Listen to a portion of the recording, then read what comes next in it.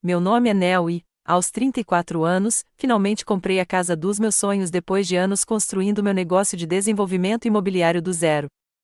Eu sempre fui a responsável, enquanto meus pais gastavam dinheiro como água na peneira. Quando eles anunciaram no jantar em família que se mudariam para minha casa amanhã, tive uma surpresa me esperando. Conte-me nos comentários de onde você está assistindo. Se você já teve que impor limites com familiares que se aproveitam, clique em curtir e inscreva-se para mais histórias sobre como se defender. Cresci em um bairro de classe média em Seattle, com ruas arborizadas e escolas decentes. À primeira vista, parecíamos uma família normal, mas, no fundo, meus pais, Thomas e Judy, eram desastres financeiros prestes a acontecer. Meu pai trabalhava com vendas e minha mãe tinha um emprego administrativo, ganhando o suficiente para vivermos confortavelmente se eles tivessem sido responsáveis, mas não foram. Minha primeira lembrança financeira é ver minha mãe chegar em casa com sacolas de compras cheias de roupas de grife enquanto meu pai reclamava do atraso da hipoteca. Eles brigavam constantemente por dinheiro, mas nenhum dos dois mudou seus hábitos. Meu pai comprava eletrônicos caros que não podíamos pagar, e minha mãe tratava a terapia de compras como uma terapia de verdade. Aos 10 anos, eu já entendia as finanças da nossa família melhor do que eles. Comecei a esconder o dinheiro do meu aniversário e qualquer presente em dinheiro de parentes, porque sabia que, se meus pais encontrassem, desapareceria no buraco negro dos gastos deles. Quando completei 16 anos, consegui meu primeiro emprego em uma cafeteria local. Meus pais imediatamente sugeriram que eu contribuísse para a casa não para as necessidades básicas, mas para que pudessem manter as aparências. Eu mesma pagava minhas roupas, material escolar e até meu vestido de formatura, enquanto os observava alugar carros de luxo que não podiam pagar. Meu irmão mais novo, Adam, era diferente. 3 anos mais novo que eu, ele absorveu a atitude dos nossos pais em relação a dinheiro como uma esponja. Na adolescência, ele já estava usando o limite do cartão de crédito que eles, tolamente, lhe deram, sem ver nada de errado em gastar além das suas possibilidades. Dinheiro é para ser aproveitado, dizia minha mãe sempre que eu questionava as escolhas deles. Vocês são tão tensos com tudo. Vivam um pouco. Mas eu via os avisos de cobrança. Atendia o telefone quando os credores ligavam. Observava o estresse em seus rostos no final de cada mês, quando as contas venciam. Nada na relação deles com o dinheiro me parecia agradável. Quando as cartas de aceitação da faculdade chegaram, escolhi a universidade estadual que me oferecia o melhor pacote de bolsas de estudo. Meus pais ficaram estranhamente decepcionados, pois sonhavam que eu frequentaria uma faculdade particular cara, com empréstimos que eles esperavam que eu fizesse. Eles não entendiam por que eu escolhi segurança financeira em vez de prestígio. Durante a faculdade, eu trabalhava 20 horas por semana na livraria do campus e outras 15 em um restaurante local nos fins de semana. Meus colegas de quarto festejavam enquanto eu estudava e trabalhava. Me formei em planejamento urbano e com especialização em administração, praticamente sem dívidas. Meu primeiro emprego depois da faculdade foi em uma pequena empresa de desenvolvimento imobiliário. O salário era modesto, mas eu via potencial de crescimento. Enquanto isso, a situação financeira dos meus pais continuou a piorar. Eles refinanciaram a casa 2 vezes para pagar os cartões de crédito e, em seguida, acumularam novas dívidas. A cada poucos meses, recebiam ligações: Nel, estamos com um pouco de dívida este mês. Nel, você pode ajudar com a prestação do carro? Nel, precisamos pegar um empréstimo só até o dia do pagamento. Os empréstimos nunca foram pagos. Quando eu gentilmente perguntava sobre o dinheiro que havia emprestado a eles 6 meses antes, minha mãe se mostrava magoada. Nós te demos tudo quando criança, ela dizia. É assim que você nos agradece. Após 3 anos desse ciclo, tomei uma decisão difícil. Uma oportunidade de emprego surgiu em Portland, a 320 quilômetros de distância. Isso significava recomeçar em uma nova cidade, mas também significava a distância do constante desgaste financeiro da minha família. Aceitei. A distância geográfica ajudou. Eu podia filtrar ligações. Podia alegar que também estava com dificuldades financeiras quando me pedissem dinheiro. Podia visitar nos meus próprios termos, hospedando-me em hotéis em vez da casa deles, onde a culpa era servida no café da manhã. Ao longo da década seguinte, progredi na indústria. Passei de gerente de projetos a diretor de desenvolvimento. Economizei agressivamente, por fim, abri minha própria pequena empresa especializada em projetos de preenchimento urbano. Cada sucesso se baseava no anterior. Meus pais acompanhavam meu avanço na carreira com uma mistura de orgulho e cálculo. Cada promoção ou sucesso era recebido com parabéns, imediatamente seguidos por uma versão de: agora você pode nos ajudar com. No ano passado, aos 33 anos, finalmente economizei o suficiente para dar entrada na casa dos meus sonhos, uma casa estilo Craftsman lindamente reformada, com jardim nos fundos e um escritório dedicado. Depois de anos de apartamentos e sacrifícios, eu tinha um lugar que era verdadeiramente meu.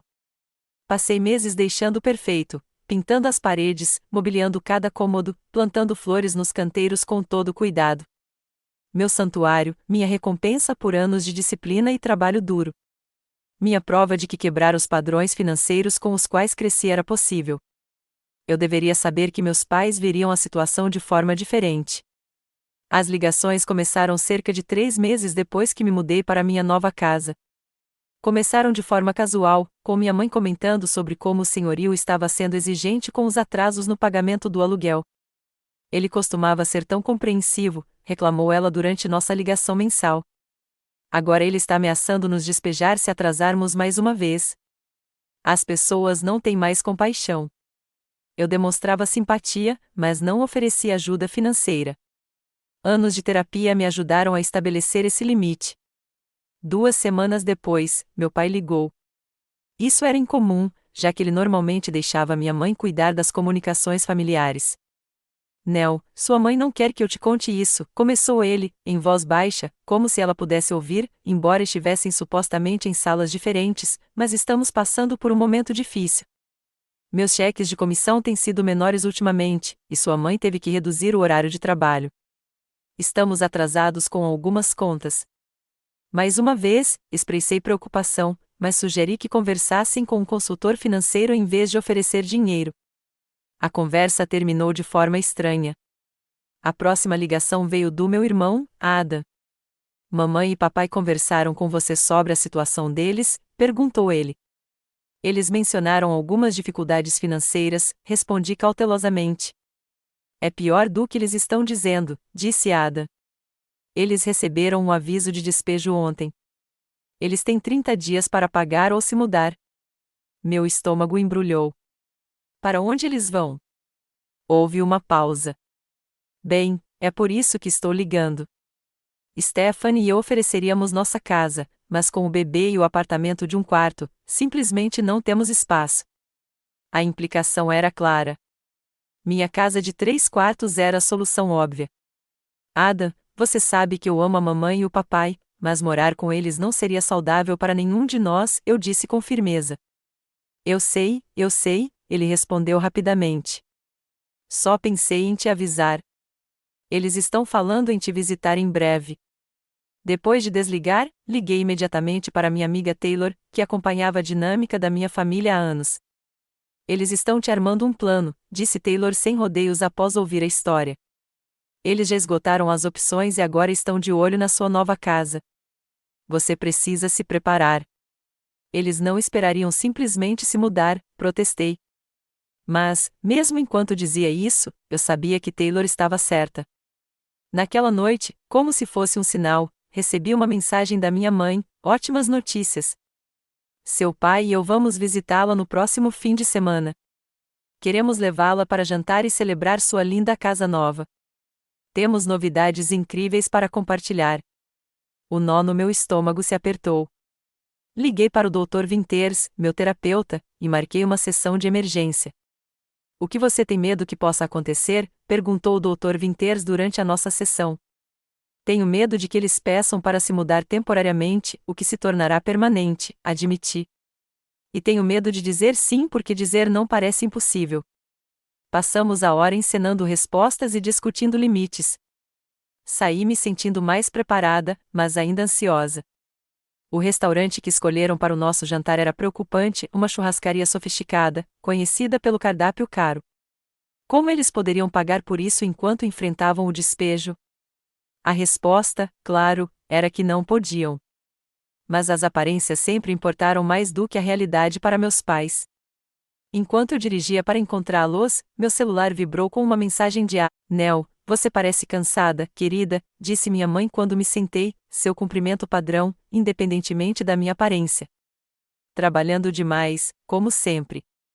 Tenho estado ocupada, mas muito ocupada, respondi, aceitando o cardápio do garçom. Fomos em frente e pedimos uma garrafa de champanhe, anunciou meu pai. Vamos comemorar hoje à noite. Adam e Stephanie chegaram momentos depois. Stephanie parecia desconfortável, enquanto Adam tinha a expressão resignada de alguém que sabia que algo desagradável estava prestes a acontecer, mas se sentia impotente para impedir. Enquanto o champanhe era servido, notei meus pais trocando olhares, uma comunicação silenciosa se formando entre eles. Minha mãe assentiu levemente e meu pai pigarreou. Quaisquer que fossem as notícias empolgantes deles, eu estava prestes a ouvir. Antes do nosso anúncio, disse meu pai, erguendo sua taça de champanhe, vamos brindar a linda casa nova da Nel. Estamos muito orgulhosos de tudo que você conquistou, querida. Todos ergueram suas taças. Minha mãe acrescentou, e a família sempre cuida uns dos outros. A ênfase nessas últimas palavras me arrepiou. Tomei um pequeno gole enquanto meus pais esvaziavam metade dos copos de uma só vez. Então, eu disse, colocando meu copo na mesa, você mencionou que tem novidades. Sim, disse minha mãe animadamente, trocando outro olhar com meu pai. Mas vamos fazer os pedidos primeiro. Estou morrendo de fome. Eles começaram a pedir os itens mais caros do cardápio, bifes premium, aperitivos de frutos do mar, acompanhamentos para compartilhar. Quando o garçom perguntou sobre a sobremesa, minha mãe disse, com certeza comeremos mais tarde. Coloque tudo na conta. Ela me lançou um olhar significativo. Assim que o garçom saiu, meu pai se inclinou para a frente, com os cotovelos apoiados na mesa. Nel, você sabe que sempre estivemos ao seu lado, e que uma família se mantém unida nos bons e maus momentos. Assenti cautelosamente. Bem, continuou ele, estamos passando por um momento difícil. O mercado de aluguel está uma loucura agora, e nosso senhorio está sendo completamente irracional com alguns pagamentos atrasados. Minha mãe interrompeu. Temos procurado opções, e nada faz sentido financeiramente. Tudo está muito caro. Sinto muito, eu disse, neutra. Você já pensou em se mudar para um apartamento menor? Os dois franziram a testa, como se eu tivesse sugerido que morassem em uma caixa de papelão. De jeito nenhum, disse minha mãe com firmeza. Na nossa idade, precisamos do nosso espaço. Meu pai estendeu a mão por cima da mesa e pegou a minha. O que nos leva à nossa novidade. Amanhã, vamos nos mudar para a sua casa. Não gostaríamos de ficar com você temporariamente. Não seria possível ficar com você enquanto resolvemos as coisas, mas vamos nos mudar para a sua casa. Uma afirmação, não um pedido. Olhei para eles por um momento, sem palavras. Ada estudou seu copo de água atentamente, enquanto Stephanie me olhava com olhos arregalados e alarmados. Como, finalmente consegui dizer. Já resolvemos tudo, continuou minha mãe, animada, como se eu tivesse expressado entusiasmo. Sua casa tem 3 quartos. Você usa um como quarto e o outro como escritório. Ficaremos com o quarto principal, já que somos 2, e você pode se mudar para o quarto menor. Você pode montar uma escrivaninha no canto da sala para quando precisar trabalhar em casa, acrescentou meu pai, prestativo. Ou na sala de jantar. Aquela mesa é grande o suficiente para um espaço de trabalho. Olhei para eles, esperando alguma confirmação de que estavam pedindo um favor enorme, que seria um acordo temporário, que contribuiriam financeiramente. Nenhuma veio. E quanto tempo vocês planejam ficar? Perguntei, com a voz tensa. Eles trocaram olhares novamente. Bem, com os preços dos imóveis como estão, e com a aposentadoria não tão distante, começou meu pai. Achamos que fazia sentido tornar isso um acordo permanente, concluiu minha mãe. Vocês têm todo esse espaço para uma só pessoa. É realmente a solução mais prática para todos. Prático? Para quem, exatamente? Perguntei. Para a família, disse meu pai com firmeza. Você não precisará mais morar sozinho, e podemos ajudar com a casa. Sua mãe cozinha muito bem, você sabe disso. E quanto às contribuições financeiras? Perguntei. Hipoteca, contas, compras? O sorriso da minha mãe vacilou um pouco. Bem, pensamos que, já que você está indo tão bem com o seu negócio, e a hipoteca já está no seu nome.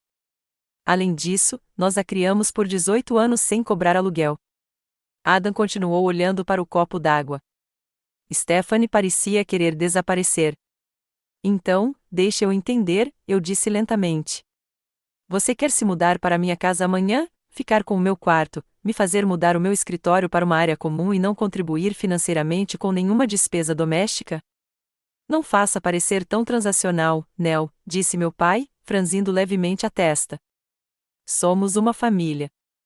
Então ele deu um sorriso irônico, a expressão que eu já tinha visto inúmeras vezes quando ele achava que estava em vantagem. Você não pode dizer não à família. Minha mãe assentiu enfaticamente.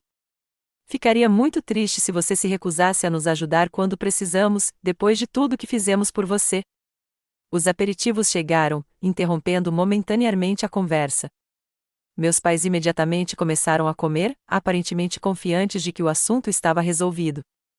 Adam finalmente ergueu os olhos do copo d'água e deu de ombros, como se pedisse desculpas. Não me lembro de ter concordado com esse acordo, eu disse depois que o garçom saiu. Ah, Nell, suspirou minha mãe. Sempre tão difícil. Isso está acontecendo. Já demos o aviso prévio no nosso apartamento e embalamos a maioria das nossas coisas. A mudança está marcada para amanhã à tarde. Você fez tudo isso sem nem me pedir? Elevei um pouco a voz. Sabíamos que você diria sim, respondeu meu pai, confiante. Você é nossa filha e, francamente, é a coisa certa a fazer. Os pratos principais chegaram. Meus pais comeram com entusiasmo enquanto eu permanecia imóvel, sem apetite. Tenho uma agenda de trabalho lotada, eu disse finalmente. Preciso do meu espaço e privacidade. Não vamos atrapalhar você, minha mãe me garantiu entre mordidas em seu bife de $45. Mas será bom te ver mais vezes. Você trabalha demais mesmo. E se eu tivesse dito não? Perguntei. Meu pai riu baixinho. Mas você não vai, vai? Você é uma boa filha. Você entende as obrigações familiares. A maneira como ele enfatizou a boa filha deixou claro, recusar me tornaria uma má filha aos olhos deles. Uma tática de manipulação familiar. Olhei para Ada, que finalmente estava comendo, mas evitando contato visual. Você sabia desse plano? Ele hesitou, depois assentiu levemente. Eles mencionaram isso algumas semanas atrás. E você não pensou em me avisar? Stephanie falou pela primeira vez. Nós dissemos a eles que deveriam perguntar a você primeiro, discutir as opções.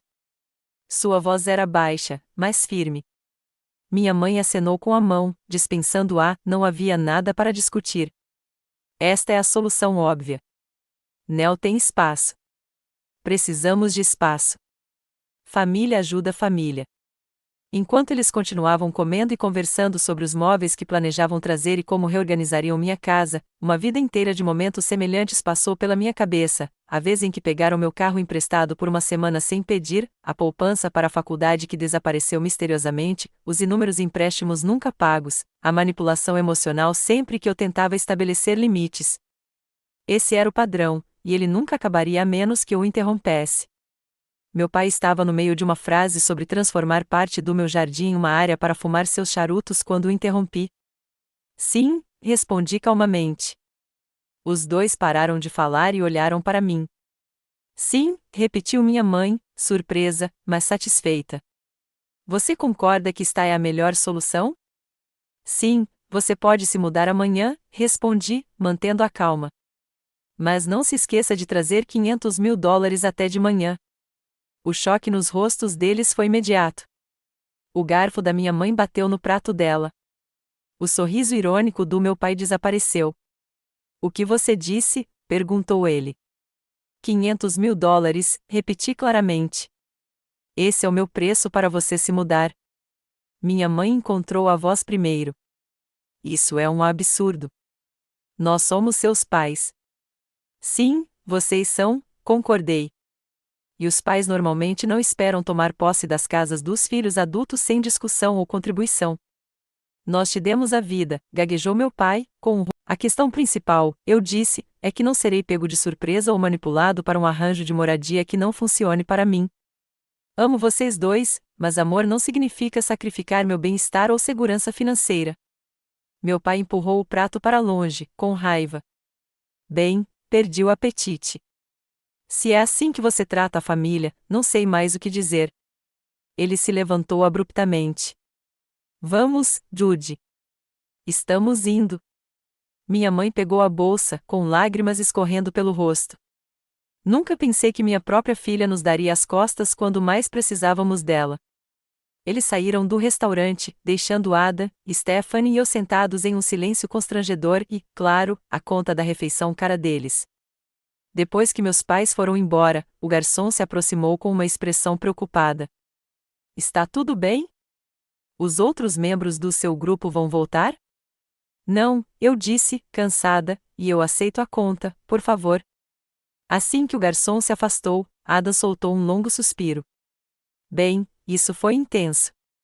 Sinto muito que vocês dois tenham se metido nisso, eu disse a ele e a Stephanie. Não se desculpem, disse Stephanie com firmeza. Vocês têm todo o direito de impor limites. O comportamento dos seus pais foi completamente inapropriado. Ada assentiu com relutância. Eu deveria ter avisado vocês com mais antecedência. Eles me contaram o plano na semana passada, mas me convenci de que eles falariam com vocês primeiro, não apenas anunciariam. Eles realmente não têm para onde ir? Perguntei. Ada e Stephanie trocaram olhares. É isso aí, disse Ada, hesitante. Eles venderam o carro no mês passado e liquidaram a pequena conta de aposentadoria do papai. Eles têm algum dinheiro, mas andam dizendo a todo mundo que estão falidos. Por que fariam isso? Perguntei, confusa. Eu acho, Ada fez uma pausa, parecendo desconfortável, acho que eles estavam planejando se mudar para sua casa, independentemente da situação financeira. Eles estão falando sobre como seria bom morar na sua casa desde que você a comprou. O despejo só deu a eles uma desculpa. Essa revelação doeu ainda mais do que a exigência original. Não se tratava apenas de precisar de ajuda durante uma crise, era um plano calculado para se aproveitar de mim. Tem mais uma coisa que você precisa saber, continuou Ada, relutante. Eles não planejavam ficar temporariamente. Papai me disse que iam vender a maior parte dos móveis porque não precisariam mais deles. Eles planejavam morar comigo permanentemente sem contribuir com nada, eu disse, e o quadro geral ficou claro. Ada assentiu, desculpando-se. Eles disseram, já que você é solteiro e não tem filhos, deveria ficar feliz em ter família por perto. Papai falou em eventualmente adicionar o nome dele à escritura da sua casa para fins de planejamento patrimonial. A audácia era de tirar o fôlego. Não contentes em tomar o meu espaço, eles também tinham planos para minha propriedade. Paguei a conta alta do jantar e fomos juntos para o estacionamento. Ada me abraçou forte antes de ir embora. Vou tentar botar um pouco de juízo na cabeça deles, prometeu. E Nel, estou orgulhoso de você por ter se mantido firme. A viagem para casa foi um turbilhão de emoções, raiva pelo direito que os meus pais tinham de me dar, tristeza pelo relacionamento rompido e, por baixo de tudo, uma firme determinação de que eu tinha feito a coisa certa. Como esperado, as mensagens começaram antes mesmo de eu chegar em casa. Minha mãe, não acredito que você nos humilharia daquele jeito em público. Depois de tudo que sacrificamos por você. Meu pai foi mais direto, isso não acabou. Estaremos lá amanhã, como planejado. Você verá a razão quando conversarmos pessoalmente. Não respondi a nenhuma das mensagens. Em vez disso, liguei para Taylor para atualizá-la sobre a situação. Eles ainda estão planejando aparecer amanhã, eu disse a ela, com seus pertences. Seja forte, aconselhou Taylor. Lembre-se do que o Dr. Winters disse, você não é responsável por resolver os problemas deles, especialmente quando eles se recusam a assumir a responsabilidade. Dormi mal naquela noite, acordando várias vezes para verificar o celular.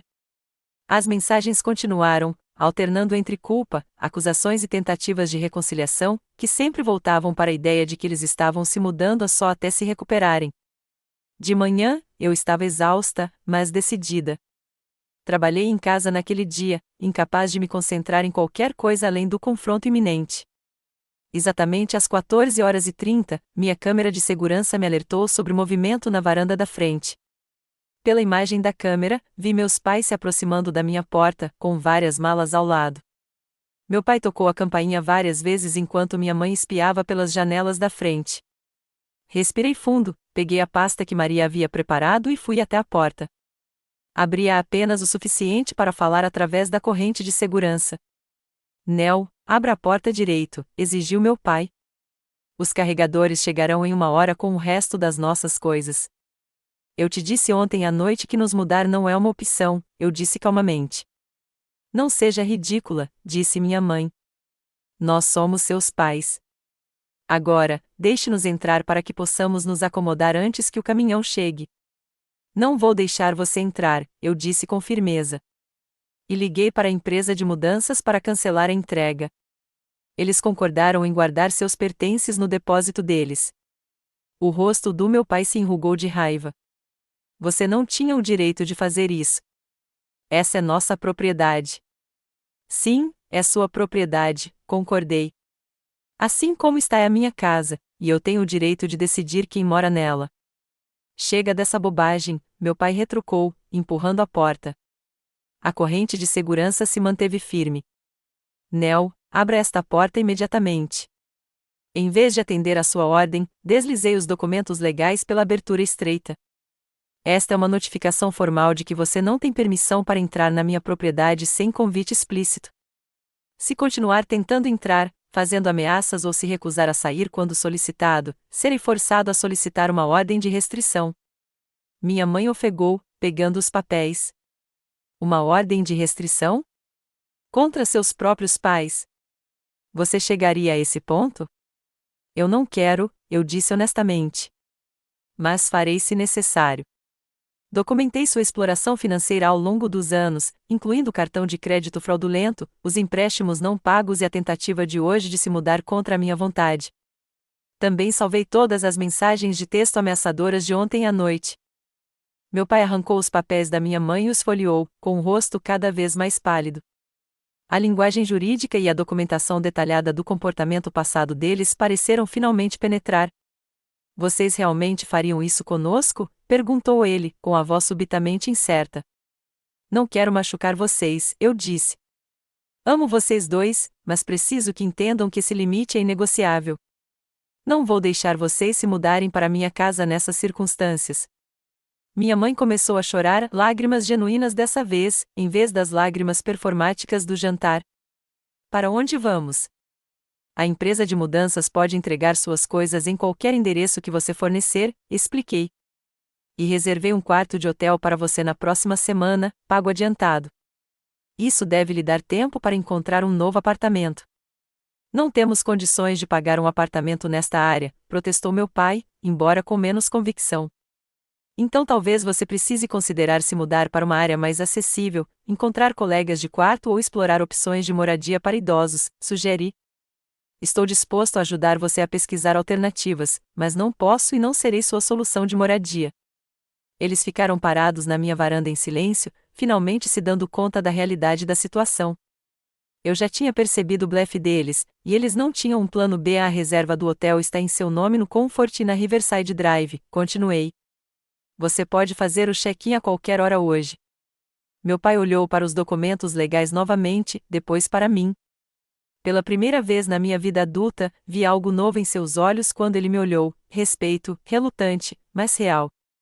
Vocês realmente pensaram bem nisso, disse-lhe baixinho.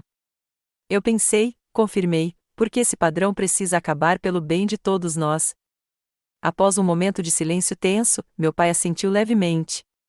Vamos para o hotel por enquanto. Liguem para a empresa de mudanças para redirecionar a entrega, lembrei. O número está no papel que dei a vocês. Enquanto juntavam as malas e voltavam para o carro alugado, minha mãe se virou. Não é assim que uma família deve se tratar, Nel. Você tem razão, concordei. A família deve respeitar os limites uns dos outros e não se aproveitar da generosidade uns dos outros. Espero que possamos construir esse tipo de relacionamento daqui para frente. Observei-os pela câmera de segurança enquanto eles se afastavam, sentindo-me ao mesmo tempo péssima e aliviada. O confronto que eu temia havia acabado, mas o verdadeiro trabalho de reconstruir nosso relacionamento em termos mais saudáveis estava apenas começando. As repercussões da minha atitude começaram quase imediatamente. Meu telefone tocou naquela noite com uma ligação da minha tia Susan, irmã da minha mãe. Nell, como você pôde? Ela perguntou sem rodeios. Sua mãe está absolutamente arrasada. Eles não têm para onde ir por sua causa. Isso não é verdade, tia Susan, respondi calmamente. Eles têm um quarto de hotel pelo qual paguei e têm opções de moradia permanente que não envolvem se mudar para minha casa sem o meu consentimento. Eles são seus pais, insistiu ela. Você deve tudo a eles. Devo-lhes respeito e amor, retruquei, não submissão à exploração financeira. À medida que a conversa prosseguia, ficou claro que meus pais haviam compartilhado uma versão bastante editada dos acontecimentos com a família extensa. Segundo o relato deles, eles apenas pediram ajuda temporária durante uma crise, e eu, cruelmente, exigi uma quantia impossível de dinheiro antes de recusá-los. Ligações semelhantes vieram de outros parentes nos dias seguintes, o irmão da minha mãe, os primos do meu pai e até minha avó, todos ligaram para expressar sua decepção com meu comportamento egoísta. Tentei explicar meu lado inicialmente, mas as narrativas eram tão diferentes que a maioria das conversas terminava em frustração. Por fim, comecei a recusar ligações de familiares, sem vontade de me defender de acusações distorcidas. A consequência mais dolorosa veio 2 semanas depois, quando minha tia Susan, que tradicionalmente organizava o Dia de Ação de Graças, ligou para cancelar meu convite. Não posso ter você e seus pais na mesma mesa, explicou ela, secamente. E eles precisam do apoio da família agora mais do que você. Ser excluída de um feriado em família por estabelecer um limite razoável doeu profundamente. Naquela noite, chorei por horas, questionando se tinha feito a coisa certa, apesar de saber racionalmente que tinha feito. Adam e eu conversamos regularmente durante esse período. Inicialmente, ele tentou manter a neutralidade, sugerindo concessões que não funcionariam de verdade. Mas, depois de testemunhar a campanha dos nossos pais para virar a família contra mim, sua perspectiva mudou.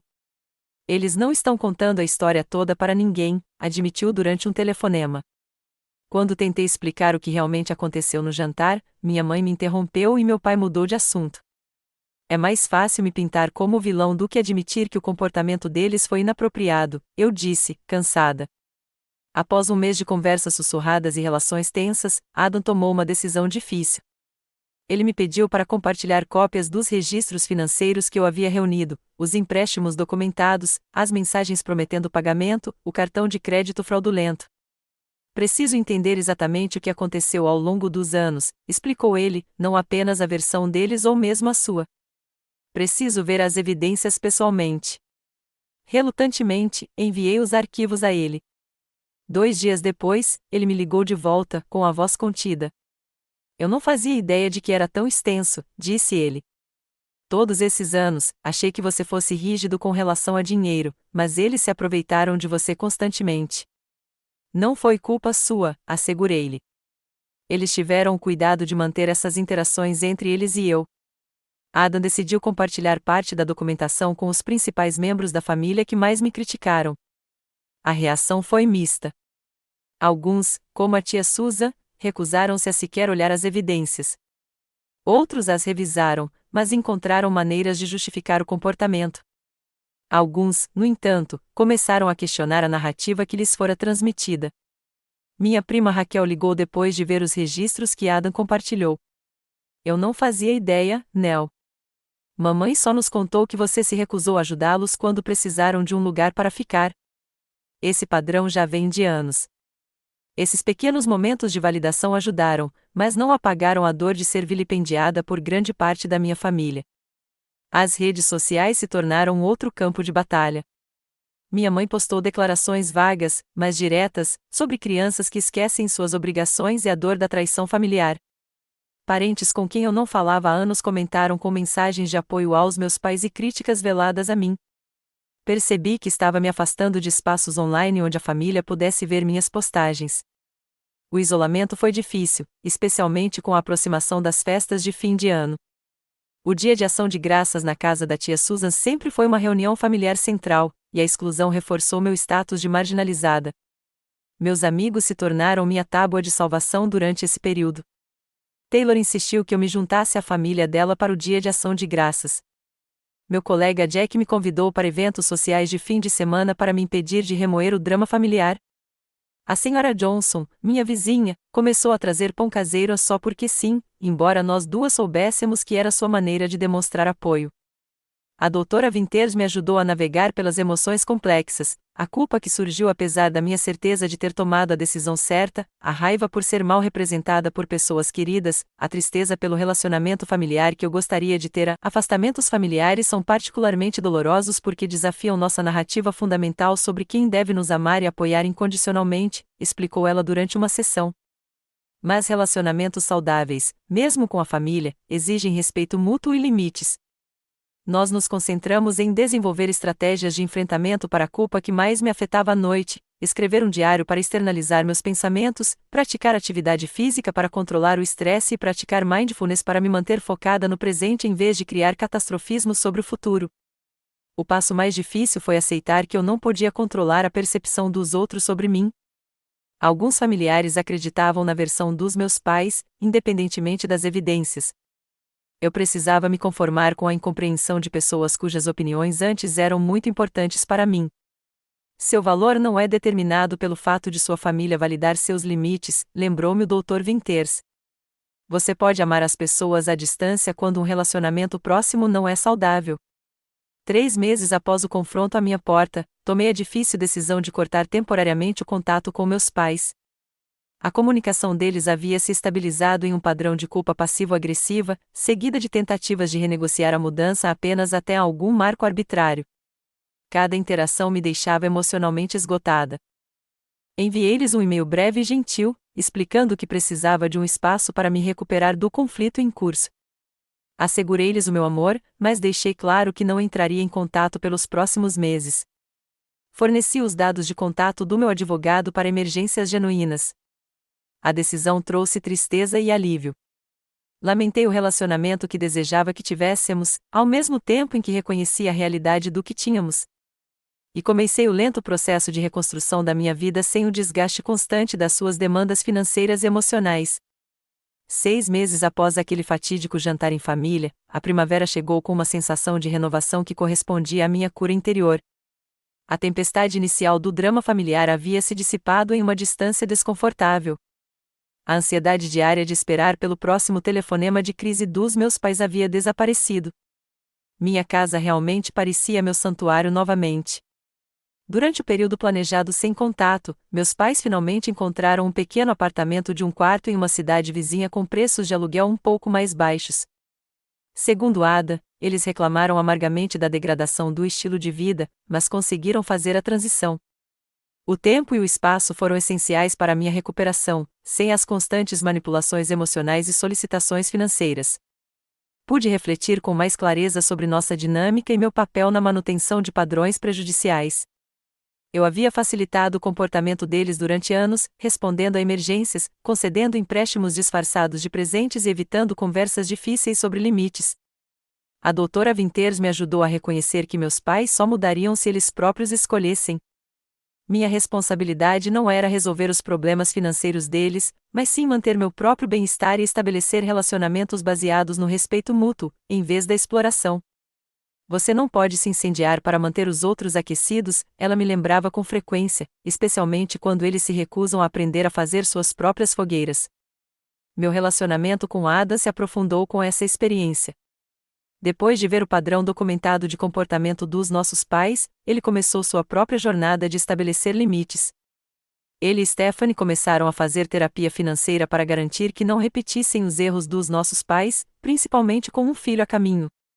Sempre achei que você era naturalmente boa com o dinheiro e eu naturalmente ruim com ele, confessou Adam durante um dos nossos cafés de fim de semana. Mas ver a influência da mamãe e do papai me fez perceber que aprendi esses hábitos com eles, o que significa que também posso desaprendê-los.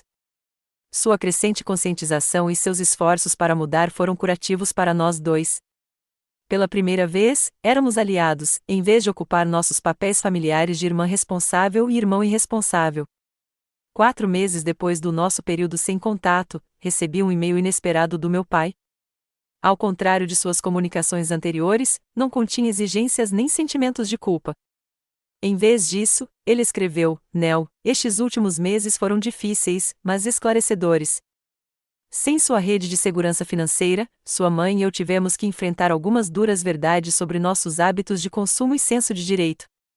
Um conselheiro financeiro do Centro de Idosos tem nos ajudado a criar um orçamento realista pela primeira vez em nossas vidas.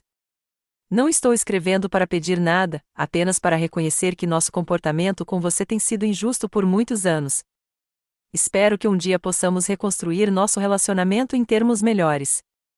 A mensagem me trouxe lágrimas aos olhos, não porque resolvesse tudo magicamente, mas porque demonstrava o primeiro reconhecimento real do problema que eu já receberá de qualquer um dos meus pais.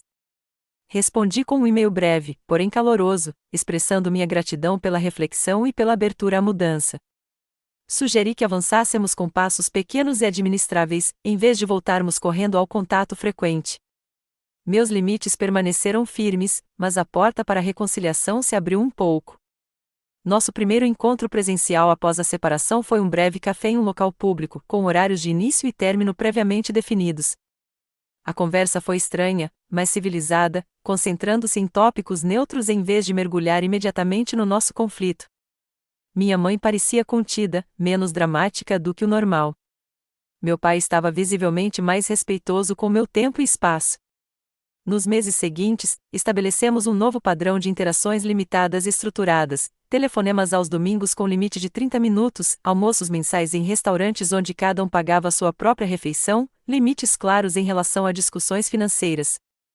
Não eram permitidos pedidos de empréstimos ou presentes. Houve contratempos, é claro. Velhos hábitos ressurgiam periodicamente, principalmente quando meus pais enfrentavam despesas inesperadas. Mas, ao contrário de antes, agora eu tinha clareza e confiança para manter meus limites sem culpa ou justificativas longas. Seu empréstimo de 5 anos atrás ainda não foi pago, eu dizia calmamente quando surgiam insinuações sobre ajuda financeira.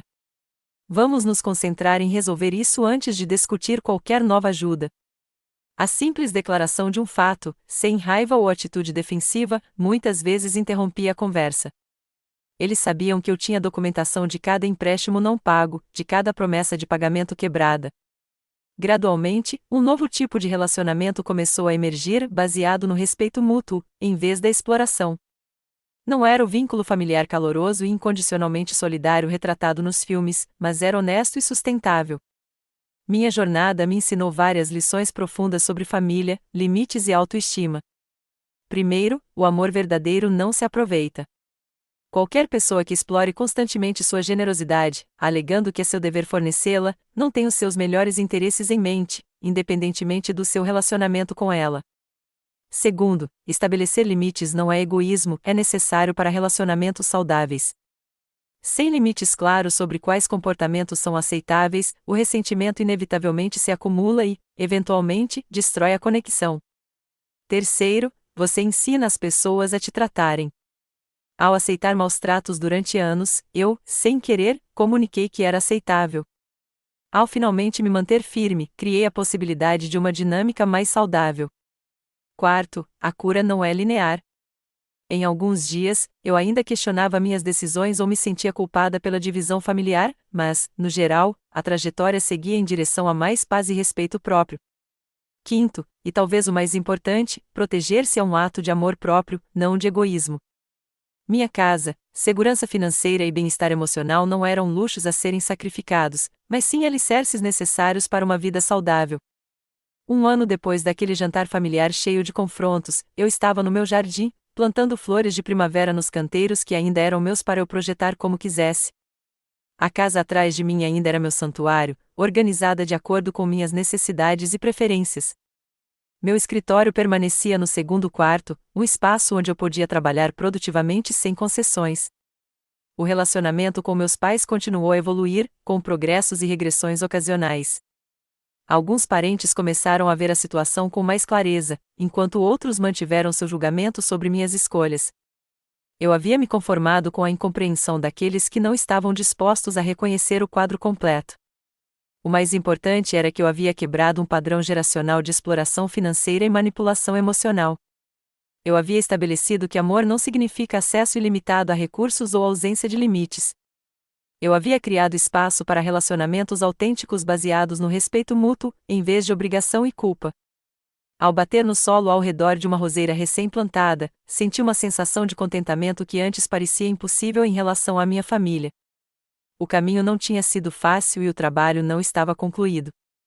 Mas eu não era mais definida pelas expectativas ou exigências dos outros. Eu havia encontrado minha voz, estabelecido meus limites e construído uma vida que honrava meu valor. E, ao fazer isso, abri a possibilidade de conexões mais genuínas com as mesmas pessoas que um dia se aproveitaram da minha generosidade. Você já teve que estabelecer limites difíceis com familiares que não lhe deram valor? Compartilhe sua experiência nos comentários abaixo. Se esta história ressoou com você, curta, inscreva-se e compartilhe com alguém que talvez precise ouvir que se defender é um ato de coragem, não de crueldade. Obrigada por ouvir minha jornada. E lembre-se, uma família verdadeira apoia seu crescimento, em vez de explorar sua bondade.